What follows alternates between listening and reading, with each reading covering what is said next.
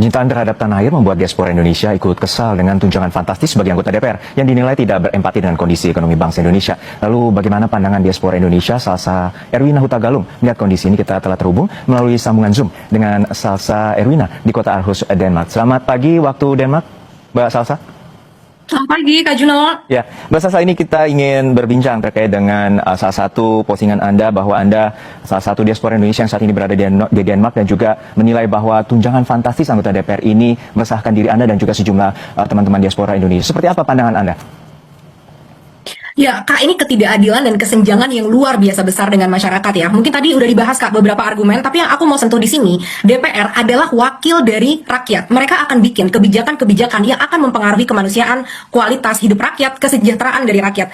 Maka, kalau kesenjangannya itu terlalu tinggi, mereka bahkan tidak merasakan penderitaan yang dirasakan dari rakyat. Makanya banyak banget, Kak, kita lihat komen-komen dari DPR yang sangat mati empati terhadap rakyat, karena memang mereka secara realistis tidak merasakan penderitaan yang dirasakan oleh rakyat. Tapi, Kak, di Indonesia, bayangkan UMR kita secara nasional kalau dirata-ratakan itu hanya 3,5 juta per bulan. Dibandingkan dengan take home pay yang hampir 120 juta, itu 34 kali lipat. Ini kesenjangan yang luar biasa besar. Kedua, masalah keadilan ya, Kak. DPR itu nggak bayar pajak. Dengan penghasilan sebesar itu, fasilitas yang luar biasa, patwal, staff, tunjangan rumah, tunjangan telepon sampai berjuta-juta, mereka tidak membayar pajak. Kita bandingkan dengan masyarakat yang sebelum kita terima gaji, itu pajak kita udah dipotong langsung. Belum lagi baru disahkan, PPN mau naik, PBB naik secara brutal dan membabi buta ya, sampai 1000 kali lipat gitu di beberapa daerah. Jadi memang ini benar-benar kelihatan banget, Kak, secara terang benderang seperti matahari, bahwa masyarakat dicekik habis-habisan, tapi pemerintah kita hidup dengan bermandi-mandi kemewahan. Menurut aku, ini ketidakadilan yang luar biasa besar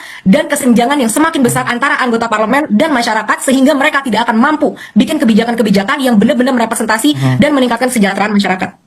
Dan untuk saat ini, apa saja langkah Anda terutama dengan diaspora Indonesia di sana untuk menjembatani terkait dengan pikiran Anda, kritikan Anda terkait dengan tunjangan fantastis ini? Ya, Kak, dan sebagai bangsa Indonesia ya, yang lahir dan besar di Indonesia, aku cinta sekali dengan tanah airku, dan melihat keindahan negara lain, keadilan, kesejahteraan seperti ini, itu ngebuat hati aku hancur ya, Kak, setiap hari. Karena aku melihat negara-negara ini bukan negara kaya, mereka nggak punya apa-apa, Kak. Mereka cuma punya sumber daya manusia. Dibandingkan dengan negaraku, yang sumber daya manusianya luar biasa banyak, alamnya luar biasa hebat, tapi kemiskinannya luar biasa besar. Nah, berangkat dari situ, kita diaspora itu merasakan kesedihan yang luar biasa dengan apa yang terjadi di Indonesia. Ditambah lagi dengan sikap arogan yang kita lihat dari mulai bupati-bupati, anggota-anggota DPR, pelawak-pelawak di DPR yang joget gitu ya dengan situasi yang menyedihkan ini, Ahmad Syaroni yang mengatakan rakyatnya sendiri. Nah, itu ngebuat kita ngerasa semakin marah gitu ya, Kak. Dan aku merasa kita sebagai diaspora, kita punya privilege, kita jauh dari Indonesia, jadi kita akan lebih sulit kalau mau dibungkam sama pemerintah Indonesia. Jadi disitulah letak perjuangan kita, Kak. Kita punya pendidikan, kita punya karir yang sukses di sini, kita nggak lagi berkecimpung dengan survival gitu ya, harus cari uang setiap hari yang kesulitan dan lain sebagainya. Kita udah keluar dari itu. Jadi harusnya dengan privilege yang kita punya, kita bisa bantu saudara sebangsa setanah air kita untuk keluar dari situasi yang menyedihkan ini. Aku ingin membandingkan ya, Kak, rasio perbandingan penghasilan pemerintah Indonesia dibandingkan dengan pemerintah-pemerintah lain secara global. Jadi perbandingan ini adalah UMR masyarakat dibandingkan dengan gaji pemerintah. Yang tadi sudah aku bahas, kita butuh kesenjangan ini untuk didekatkan agar kebijakan-kebijakan itu lebih representatif untuk benar-benar menciptakan peningkatan kesejahteraan gitu dari masyarakat. Nah, kita lihat, Kak, di Singapura datanya gaji UMR individu masyarakat UMR nih ya, berarti kan itu standar ya, itu gaji parlemennya hanya 2,6 kali lipat lebih besar dibandingin dari UMR. Di Malaysia, ini salah satu data tertinggi yang aku lihat ya, di Asia juga, yaitu 9 kali lipat, Kak. Nah, sedangkan di Swedia atau deket banget nih sama Denmark ya, tempat aku tinggal, itu hanya berbeda 1,9 kali lipat. Jadi memang kesenjangannya nggak jauh agar kebijakan-kebijakan yang dibuat itu benar-benar bisa dirasakan masyarakat. Cuma tunjangan rumah yang kita minta untuk dikurangin semua-muanya, karena tunjangan komunikasi, tunjangan segala macam itu juga harus kita pertanyakan, Kak, karena ini adalah investasi dari pajak rakyat kan, maka berhak kita pertanyakan dari investasi sebesar itu apa hasil yang kita dapatkan dari kinerja DPR gitu ya. Apakah boleh aku bahas sedikit tentang bagaimana menurutku tentang hasil kerja DPR sampai saat ini? Ya, silakan. Gimana, Mbak?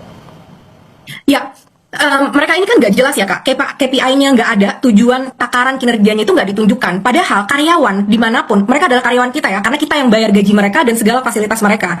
Karyawan dimanapun saat gajinya dinaikkan, berarti kinerja mereka itu bagus. Nah, sekarang kita pertanyakan, apa kira-kira, bagaimana kita mengukur kinerja dari DPR? Karena nggak ada nih target yang dikomunikasikan kepada masyarakat, maka aku akan ambil target-target yang bisa aku cari dari informasi di luar gitu ya.